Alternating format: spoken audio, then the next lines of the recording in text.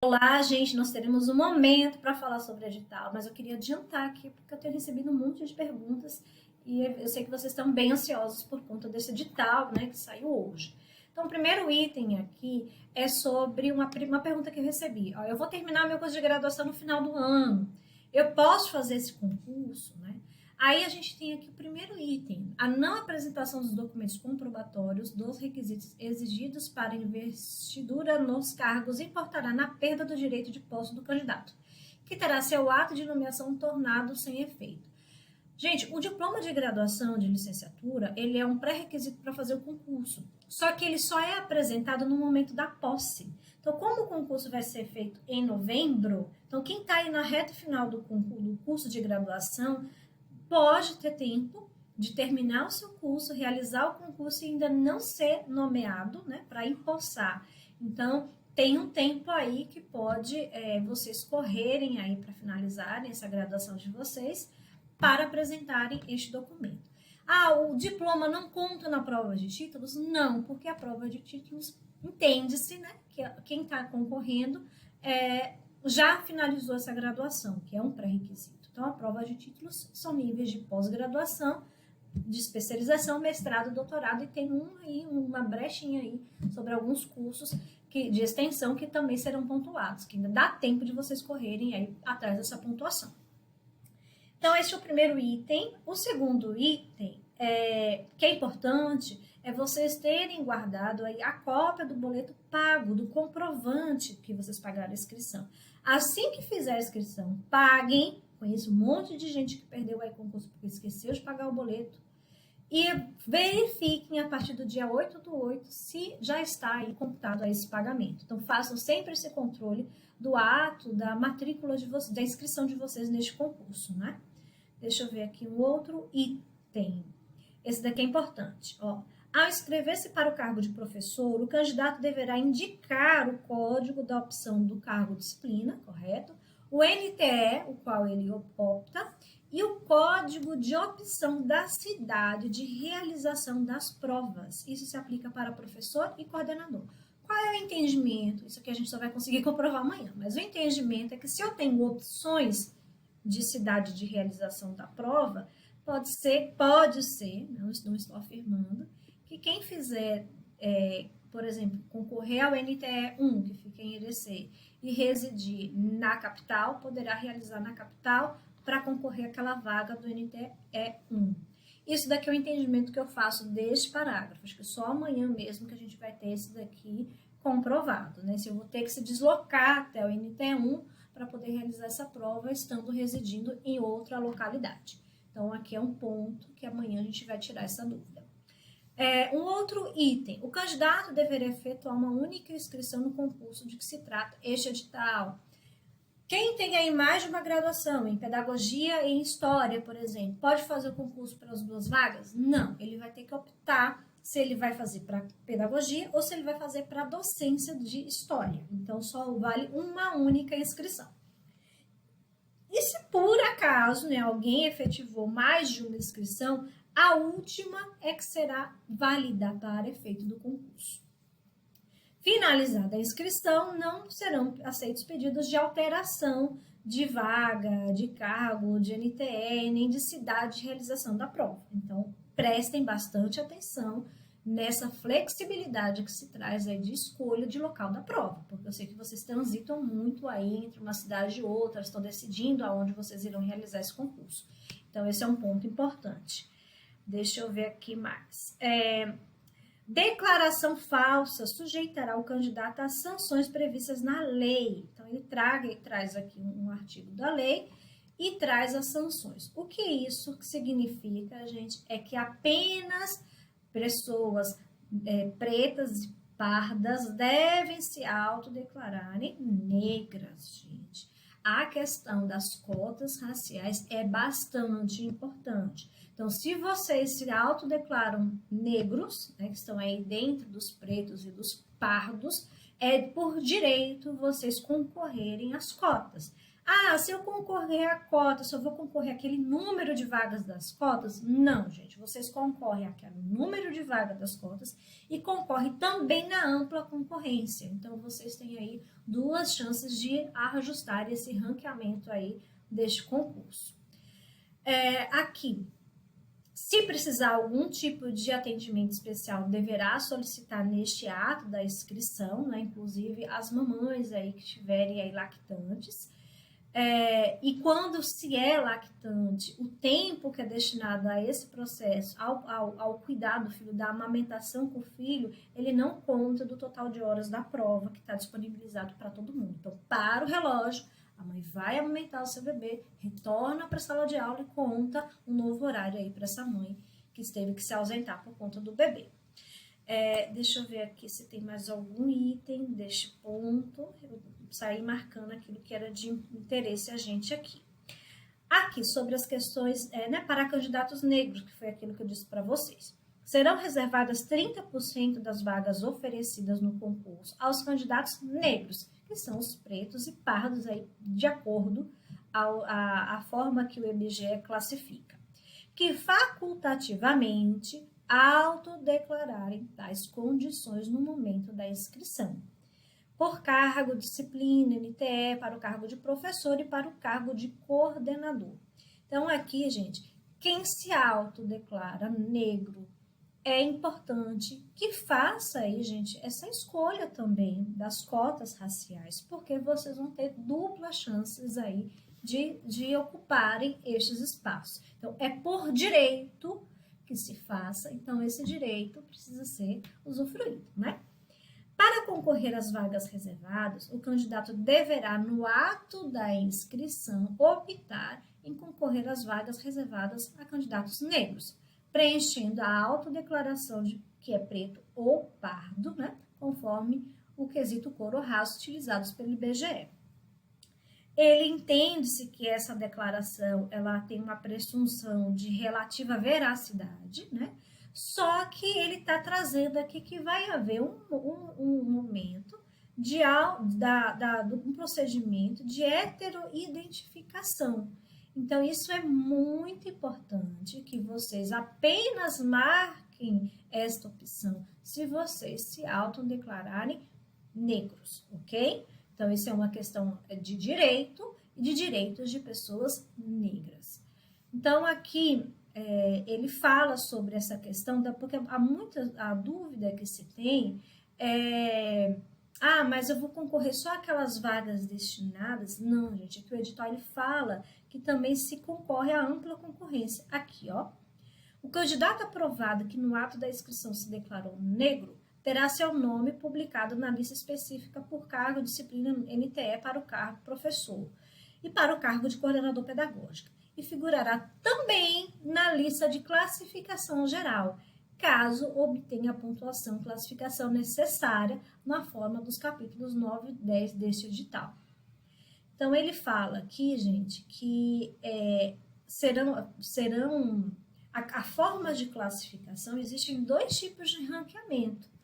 A pessoa que se autodeclarar negra, ela vai concorrer à ampla concorrência, aquelas vagas que são maiores, e vai concorrer com as vagas destinadas a pessoas negras. Então, aí você vai ter dois ranqueamentos. Então, pode ser que ela ocupe o primeiro lugar na classificação geral, logo, na ampla concorrência, ela vai ocupar também o ranqueamento de primeiro lugar lá nas vagas destinadas às pessoas negras. Se porventura a pessoa ocupar o 10º lugar na classificação da ampla concorrência, ela pode ser a 5ª, a 6ª, ou a 2ª, ou a 3ª posição dentro das cotas reservadas às pessoas negras. Então, quem optar pelas cotas raciais concorre dos dois lados, pelos 30% da cota e também pela ampla concorrência. Se, porventura, a pessoa negra também se declarar deficiente, ela vai concorrer às 3 categorias. A deficiência, ela vai concorrer às cotas raciais e ela vai concorrer ali na ampla concorrência. Então, existe dentro do edital, ele fala dessa possibilidade. Mas um ponto aqui bastante importante é que serão convocados perante a Comissão de Heteroidentificação instituída pela Fundação Carlos Chagas, e ele fala que esse momento de heteroidentificação preferencialmente será realizado na capital de Salvador. Então, aqui é importante que vocês apenas marquem esta opção se vocês se autodeclararem negros, né? Então, aqui não é aqui ele fala sobre a questão mesmo, né, que não é suficiente para o pertencimento à população negra a existência de ascendentes negros, sendo necessária a condição visual de um conjunto de características fenótipicas no candidato que tornem razoável a identificação externa do candidato como negro. Então, existe uma comissão, ele fala que essa comissão será composta por 5 pessoas, inclusive haverá suplentes para este procedimento de heteroidificação que será realizado preferencialmente na cidade de Salvador. Ele fala aqui, gente, que porventura, né, o candidato não for classificado, não for nesse procedimento, não for reconhecido como negro, e essa declaração ela tenha sido ocasionada por erro, a pessoa volta para a lista, mas ela volta para concorrer à ampla concorrência, né? Então, assim, tenham muito cuidado nessa marcação dessa opção, porque realmente é uma política de minimizar o racismo estrutural que a gente tem na nossa sociedade. Então, a gente precisa deixar, de fato, para pessoas que possuem o seu direito. Aqui, a gente fala aqui também nesse ponto, ele fala, né, a questão que ele exime-se das despesas com qualquer tipo de deslocamento, e ele fala aqui um pouquinho mais sobre a questão da heteroidentificação. Então, entende-se, né, que a pessoa que se autodeclarou, ela disse uma informação verídica. Então, vocês optem, né, por marcarem de fato apenas se vocês se autoidentificarem. Isso é bastante importante. Aqui, gente, deixa eu trazer aqui sobre a prova. Como é que essa prova se estruturará? Então, aqui ele traz que para professor, independente da disciplina que ele vai atuar. Então, conhecimentos gerais serão 20 questões, conhecimentos interdisciplinares, mais 20 questões, conhecimento específico da sua área, 10 questões. A prova discursiva tá pesada aqui, são 3 itens, gente. Uma sobre conhecimentos gerais, uma de conhecimentos interdisciplinares e uma de conhecimentos específicos. Agora, vamos olhar aqui para a pontuação. Umzinho aqui está para cima porque está mal diagramado aqui nesse Excel, né? Nessa tabela. Então, vamos olhar para a pontuação. A conhecimentos gerais, ela tem, gente, uma pontuação de 1,5, tá vendo? De conhecimentos disciplinares tem o peso de 1,5, conhecimentos específicos 4 e a discursiva 1 ponto cada um. Pensando na lógica de concurseiro, né? Por onde é que eu devo começar essa prova, gente? Pelas questões que têm maior peso. As questões que possuem maior peso são os conhecimentos específicos. Vocês podem, sim, dar uma olhada na discursiva, ver o que se trata, até para vocês irem maturando, e alguns elementos do texto podem trazer insights, algumas memórias, algumas lembranças, para vocês maturarem esse texto. Há pessoas que optam por realizar logo a prova discursiva, e já ficar livre dessa etapa, outros caminham para a prova objetiva. O que eu recomendo, né, o que eu faria, mas cada um precisa ver como é que melhor se encaixa, simulando esses exames, peguem a última prova, imprimam, façam e vejam como você se sai. Mas entender a discussão da questão, passear pelas alternativas, pelas questões, até maturar um pouco esse pensamento para ir para a escrita, né? Fazer o esquema da redação, esquema dos textos, da discursiva, trazendo todos os elementos que o professor Juan trouxe para a gente, né? Muito valiosas as contribuições, para que possa vir aí fazendo uma prova discursiva, responda essa prova discursiva aí da melhor forma possível. Um detalhe, eu fiz só 2 questões e não fiz a terceira, é eliminado, gente. Então, assim, a prova discursiva Se você deixar algum elemento sem fazer, vocês são eliminados da prova. Então, aí, não deixem de fazer nada. Façam os 3 temas da prova discursiva, ok? Então, aqui, sobre a prova objetiva, a que tem maior peso é de conhecimentos específicos. Então, vale a pena vocês se debruçarem mais um tempo, refletir bastante, tentar fazer essa prova de conhecimentos específicos, porque ela vai ter um peso muito maior. A de conhecimentos específicos, gente, é relembrar todos os elementos, né? Fazer questões aí dos temas que vão cair das provas específicas de vocês e correr atrás aí desse conhecimento que vocês adquiriram aí nessa graduação, nessa licenciatura de vocês. Já o conhecimentos gerais, que são 20 questões, são todos esses temas que a gente já discutiu sobre educação. Os interdisciplinares, eles estão relacionados muito com o âmbito da área de linguagem, se vocês olharam, ele fala das artes, ele fala da matemática, a última prova caiu muita questão de matemática, tinha alguns elementos de arte, então é importante transitar desse elemento interdisciplinar que está envolvido muito com o âmbito das linguagens. Essa aqui é a prova padrão, né, a forma da estruturação da prova de professor. Então, bastante atenção aí nas específicas e bastante atenção na prova discursiva. Não entendam que fazer 2 questões da prova discursiva é suficiente. Vocês precisam fazer as 3 para vocês não serem eliminados do concurso, correto? Eu vou passar aqui para o de coordenador pedagógico, que está um pouquinho mais leve, né? Mas pode ser que o teor das questões seja um pouquinho mais complexas. Mas ela tem até uma quantidade menor de questões aí, comparando com o de professor. Então, no âmbito dos conhecimentos pedagógicos, nós teremos aí 30 questões de conhecimentos gerais, que vai abordar tudo o específico do âmbito da educação, planejamento, avaliação, gestão educacional, e os conhecimentos específicos, né, que vão trazer uma abordagem que vocês vão olhar dentro da programação aí, bem interessante.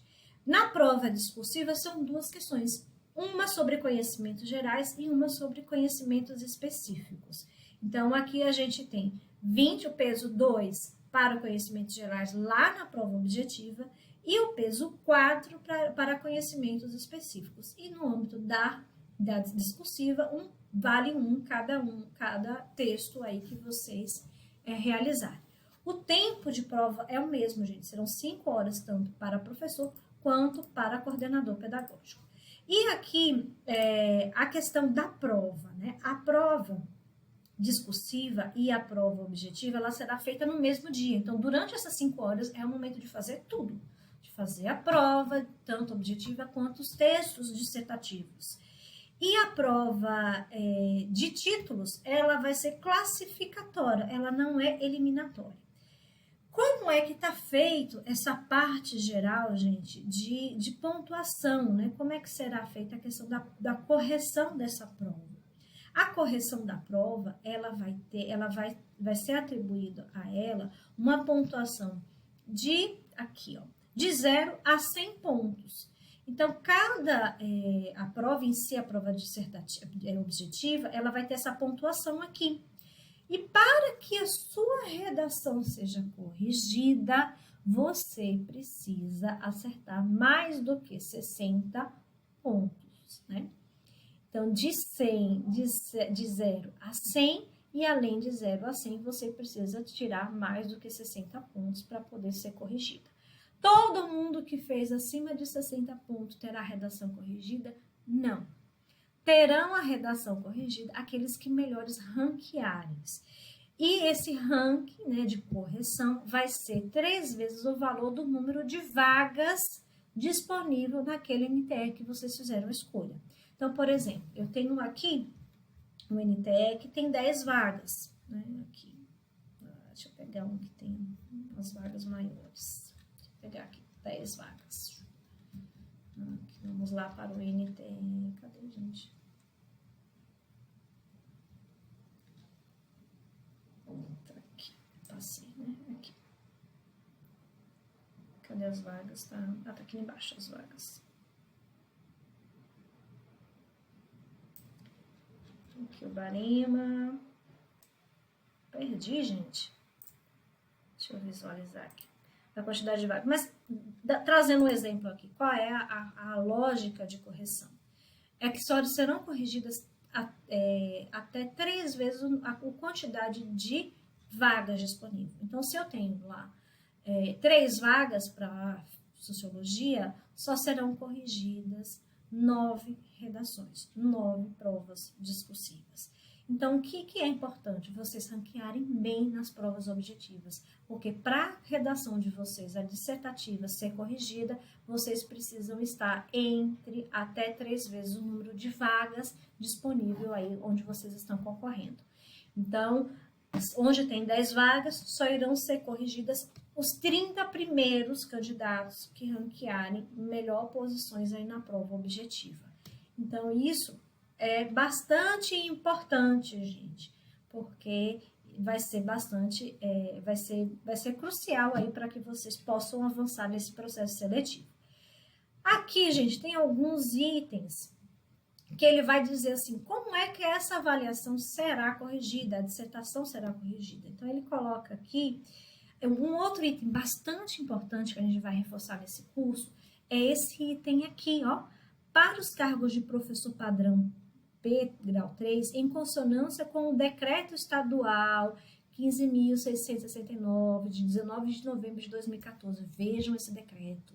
Uma das dissertativas versará sobre tema étnico-raciais com base no programa constante no anexo 2 deste edital. Então, lembra que para professor são 3 questões dissertativas? Aqui já está dizendo qual vai ser o tema de uma, porque vai ser com base nesses temas e vai ser em consonância com esse decreto. Então, vocês precisam agora aprofundar neste item aqui, porque é certeiro que haverá uma questão que vai tratar sobre as questões étnico-raciais. Então, aí é pensar como vocês podem se preparar, já deixar o argumento pronto, deixar um texto elaborado que possa ser adaptado a qualquer contexto, porque normalmente a prova discursiva é um estudo de caso, né? É trazendo um problema para vocês resolverem, mas você já sabe que um tema será sobre isso daqui, dos 3 temas que os professores precisam responder. Então, esse daqui é um ponto importante. E aí ele fala aqui sobre a questão da abordagem, né? Como é que vai ser feita essa correção aqui dessa avaliação. Um item importante é que a prova será atribuída a pontuação 0 se assinar fora do local apropriado. Então, tem gente que esquece, vai terminar o texto e bota lá a assinatura. Então, muito cuidado, porque isso é um elemento que pode te tirar do seu tão sonhado sonho de um concurso público. Então, aqui, esse daqui é para o cargo de professor. Já para o cargo de coordenador pedagógico, sobre a discursiva, o que ele fala aqui, ó? Que serão 2 questões e que cada questão aí vai ter uma ponderação aí de peso em relação a 50% a 50%, né? Então, são 50 pontos na primeira e 50 pontos no outro. Diferente, gente, do caso de professores. Ele traz aqui que uma geral vai ser de 40 pontos, a interdisciplinar de 30 pontos, perdão, a geral, conhecimentos gerais 30, a interdisciplinar 30 e 40 pontos para uma prova discursiva relacionada aos conhecimentos específicos. Então, no âmbito de professor, as provas, tanto objetivas quanto discursivas, para as questões específicas da área, elas têm um peso maior. Então, aqui, ó, esse item aqui é bastante importante, porque isso aqui vai direcionar muito, e vocês, inclusive, podem já testarem, começarem a criar esse texto de vocês, que possa ser uma moldura aí para qualquer prova, qualquer tema que vier nessa questão étnico-racial aqui, ok? Então, esses 2 pontos aqui que é interessante da prova discursiva. Deixa eu ir para outro ponto. Aqui ele fala que o rascunho é de preenchimento facultativo, é bom utilizar o rascunho para vocês fazerem os esquemas das provas de vocês, né, antes de passar aí a prova final. E aqui a relação das provas de títulos, né, que é uma terceira fase. A primeira fase objetiva, a segunda a discursiva. Então, para que a minha redação seja corrigida, eu preciso ter um bom ranqueamento, uma boa pontuação na objetiva. E passando nessas 2 etapas, a gente tem aí, passando na segunda etapa, que é a discursiva, a gente tem a parte de classificação de títulos, que isso pode mudar o posicionamento e o ranqueamento de todo mundo. Então, ele fala de doutorado, de mestrado, de especialização, que nessa altura do campeonato é difícil alguém aí iniciar e concluir uma pós-graduação que alcance chegar a essa etapa aqui do concurso, né? Pode ser que consiga. mas acho um pouquinho mais difícil em relação ao tempo que se dá para as pós-graduações. Mas tem um item aqui que dá para vocês correrem atrás. Gente, é isso daqui. Certificado de participação em cursos de extensão ofertados por instituições de ensino superior devidamente normatizados no âmbito interno, voltados para a implementação dos direitos dos povos indígenas em sistemas de educação, tendo como enfoque a formação de professores indígenas, o desenvolvimento da educação escolar indígena, o tratamento de políticas de ações afirmativas no tocante ao acesso à permanência de estudantes indígenas na escola formal, e ele traz todo esse âmbito aqui, ó, dos povos indígenas. Então, assim, eu não conheço nenhum curso, eu vou procurar aqui, ver se eu acho algum instituto federal que ofereça algum curso de extensão, gratuito, né, preferencialmente. Se eu encontrar, eu disponibilizo para vocês. Mas isso daqui é possível ser feito e ó, consegue pontuar 0,4 aí no ranking dessa prova de títulos. Eu achei bem legal isso daqui. Então, ele fala, né, desse momento do anexar a documentação, né, que vai ter o prazo específico para apresentar os títulos, isso aí vocês vão acompanhando esse movimento. E aqui ele fala, né, em caráter de empate, qual é o critério de desempate? O primeiro critério é a maior nota na prova discursiva, depois nas específicas, nas interdisciplinares e, por último, aí nas provas gerais. Depois vem maioridade, e aí vem alguns itens aí abaixo. Mas a prova discursiva, ela é muito importante. Então, treinem, gente, essa prova discursiva. Peguem o último concurso. Peguem o concurso do Instituto do Estado do Espírito Santo e façam treino da prova discursiva, porque isso daí vai ser o tiro, a diferença. Vai ser a diferença nesse concurso. Deixa eu ver o que mais, se tem algum item aqui que eu acho interessante a gente discutir. Eu acho que foram os principais aí que eu acabei anotando deste edital. Então, na próxima semana, a gente vai ter uma conversa aí com a colega, que pode nos auxiliar nesse entendimento melhor do edital e tirar todas as dúvidas que vocês possam ter aí. Aqui ele vai falar dos conteúdos específicos de cada um, né? De cada área, ele fala dos conhecimentos de igualdade racial e de gênero, ele fala dos conhecimentos específicos no âmbito da pedagogia, né? Para o cargo de professor, ele traz aqui, gente, além dos conhecimentos específicos, ele traz a questão aí no âmbito da linguagens, né? Se vocês olharem, aqui eles traz, né, toda a educação brasileira, vou dar uma olhada no que é que não contemplamos aqui para a gente contemplar nesse espaço de tempo que nós temos.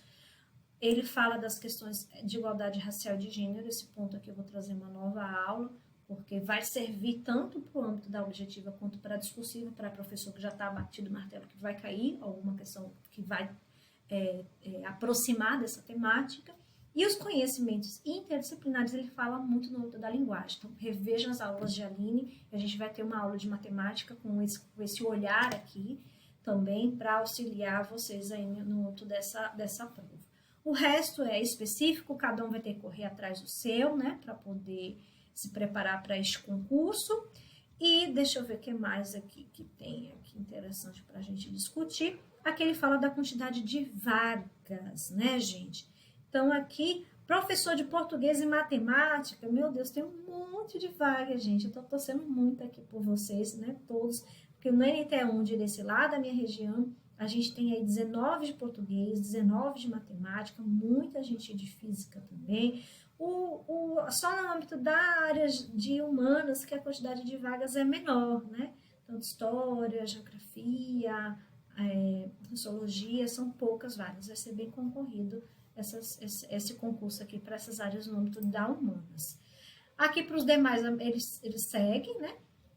Aqui para a região de Salvador, que todo mundo estava achando que não teria, né, vagas, porque foi anunciado que as vagas seriam mais para o interior, surpreendeu bastante, que na região metropolitana de Salvador tem muitas vagas, olha o tanto de professor de matemática, 67, português 49, e também, gente, para a questão de coordenação pedagógica. Então, lá para a minha região de Irecê, a gente vai ter 19 vagas para o NTE 1. Olhem qual é o NTE que vocês fazem parte. E aqui para a região de Salvador são bastante vagas. Cadê? Só que para Salvador nós teremos, cadê aqui? Metropolitana, 83 vagas, né? Acho que esse foi o maior edital desses últimos anos, incluindo o coordenador pedagógico, já que esse é um movimento novo, inclusive, no âmbito dos concursos públicos, né? Sempre foram vagas bem reduzidas e agora eles estão aí aumentando. Um outro item, gente, que tem é a questão de para coordenador pedagógico para as escolas indígenas. Quem aí for de alguma etnia indígena, observe bem esse item, porque aqui tá bem legal esse edital, porque ele vai destinar essas vagas, ele vai preferenciar, né, as pessoas que são, os sujeitos que são oriundos dessas etnias. Então, tem aqui a quantidade de vagas, já tem um colégio, né, já indígena correlacionado, esse aqui tá bem legal. E ele traz isso, que preferencialmente sejam pessoas, né, profissionais dessas etnias ocupando esses espaços. Isso está bem interessante. Mas, mesmo se não for da mesma etnia, né, preferencialmente não quer dizer obrigatoriamente. Então, aqui é um item importante que vocês precisam se atentar. E quem for aí de comunidades indígenas, né, se pertencer a algumas dessas etnias aqui do nosso estado. E aqui tem um cronograma, né, do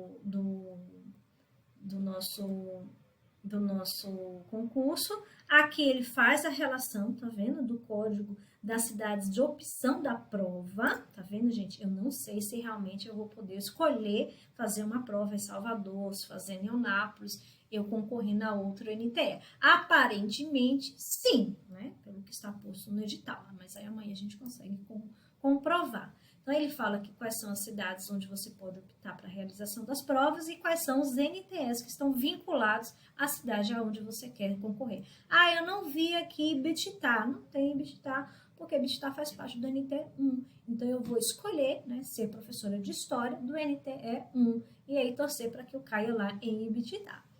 Então, aqui, ele traz aqui um pouquinho, né, finaliza aqui essa parte do edital.